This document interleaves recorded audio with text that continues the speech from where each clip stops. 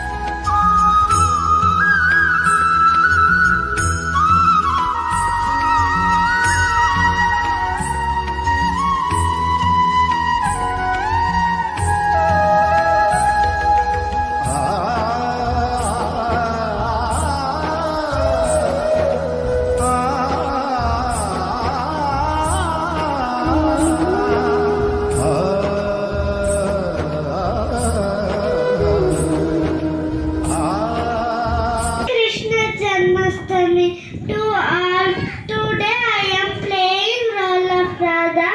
I am Radha. I am so beautiful. I have so many friends.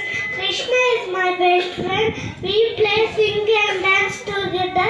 We always help each other. Thank you everyone. ಕೃಷ್ಣರಾಧೆ ವೇಷ ಧರಿಸಿ ನಡೆದ ಪುಟಾಣಿಗಳು ನೃತ್ಯ ಮಾಡುವ ಮೂಲಕ ನೋಡುಗರ ಕಣ್ಮನ ಸೆಳೆದರು.